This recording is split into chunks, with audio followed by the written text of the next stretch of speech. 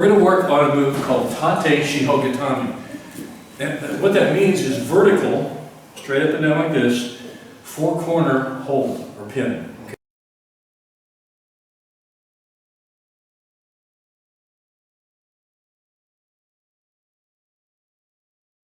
She's going to get her head. What she's doing, she's going to collect her with her hand and arm. She's going to collect his head and arm together, very tight. Now look at her head on the outside of his arm, and that's a good control point of the upper body. Okay, so she's really locking. When we talk about four corners, Tate Shiho, four corners.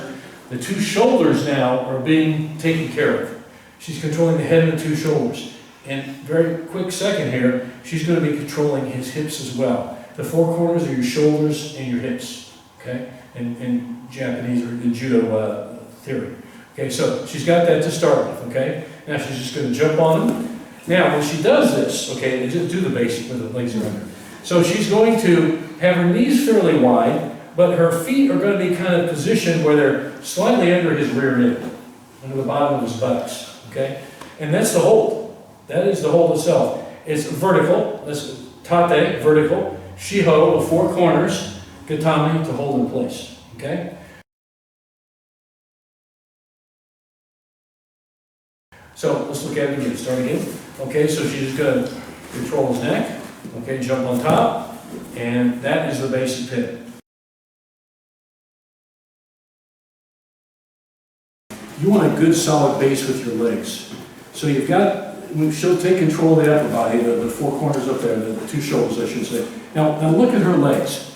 Her knees are fairly wide, but her feet are positioned where they're under his buttocks, okay? Now you can be flat on your feet. You can actually, I've even seen people where their feet are way up in the middle of the guy's back. Way up in there like that. And that's a very uncomfortable position for you. That's not pleasant. But that's the basic. So what you want is a good platform or base here with your legs. So they want it fairly wide with the feet in. So the feet are tucked in and the knees are wide. So there's your base. Okay? If you create that, again, hold them there for 20 seconds. This is also a great setup for the udigarami, the bent arm lock, the arm entanglement, which we'll be working on a bit later. Okay? So let's say he's giving her a lot of trouble, he's fighting. She needs to control his legs. So what she's going to do, she's going to grapevine and just really spread his legs out. See the good control here? To split him open, okay? Now what she's doing is taking his base from him. He wants to have his feet flat on the mat if he can, to roll her over. I mean, one of the best escapes from this is roll somebody over, you know? But she's taking that base away from him. So she's now controlling his legs. So she's controlling the two shoulders, the two hips, and the two legs when she does the grapevine. So I would highly recommend you doing that when you pin somebody, if you intend to hold them just for the 20 seconds to get the upon for that, grapevine, okay? So let's show the basics. So she starts with the basic. All right, she's got nice and tight. Now what she's going to do quickly, grapevine and split them out wide and fast. And that's it. And just keep them there. Now she may have to, if he's a very strong opponent, she may have to, with this hand here, she may have to post her hand out and on the mat as another base of stability, another point of stability, okay? So she, whether she's sitting on him or she grapevines him, whatever, she may have to actually post her hand out here to do that. But the idea is to keep him on his back and keep controlling him from the top, and that's Tate Shiho Gatame. All right, let's work on that.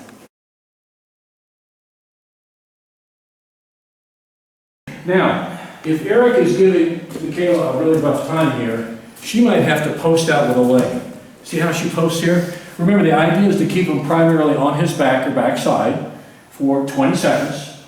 And we want to hold him for time, but we also want to hold him for long enough so if we want to, we can set him up with a nice arm lock or submission technique from here.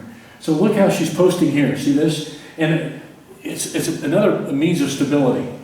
Okay? So she was, go ahead and go back to your standing leg.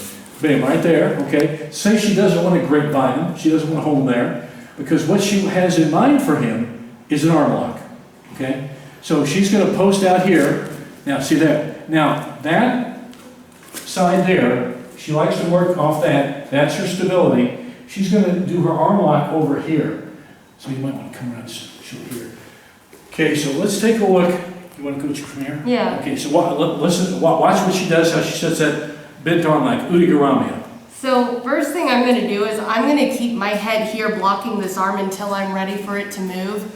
Just because if I automatically come up here, well now he's just kind of wishy-washy and now I've got to go hunting for the arm. So I'm going to keep this guy kind of here to block until I'm ready for it to move. And that's when I can kind of let go of that head and get that wrist, and I know it's going to be there. Now once I've kind of got control of that wrist, or I know I can at least follow it, that's when I'll go ahead and let that head up so that this arm can come here onto the mat. And now this one I might change where my leg prop is a little bit, and I can take it that way. Okay, let's parse this a bit, okay? So do that again. Now watch, she makes sure all her movements, she was kind of lifting so you guys could see. When she's really doing this, she has very little loss of contact. With she quickly grabs here, see this? That's the first trap, okay? Now with this arm, she's not gonna lift it too high, she's gonna really slide it across his face like that, and that sets it up. So if she lifts too high, that gives him a chance to get out. We don't want that. So we don't want him to escape. So when she catches this, now she's gonna slide across, form the Udigarami. Okay? Now she's got you notice also she might have shifted her weight over here to post with her other leg. So she was posting here, then she posted over there. Show it again. See how she grabs, slides across, and she applies the arm lock. Okay? Now, in an osai komi situation, osai komi means osai means to pin or to immobilize when they can't move. And komi means to be applying it. So you're applying a pin. That's what the phrase is. And waza, osai komi waza is technique. Okay? So she's applying this pin. Now she has time, so she's holding it for time. It's a time hold. But she's also using that time in control of his body to set him up for a good submission. So that's really the second purpose, but we could say it's the first purpose.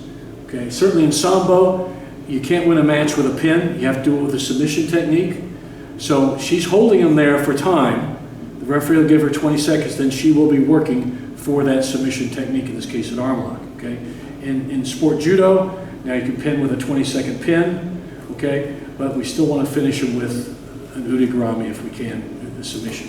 Show one more time, and then we'll practice.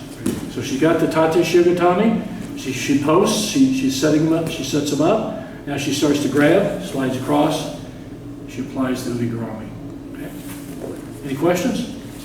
It's a really nice series, and the whole idea is to keep him parked there, keep him parked there and make him give up. That's pretty much it. Either time runs out on him, or you make him tap out. Okay?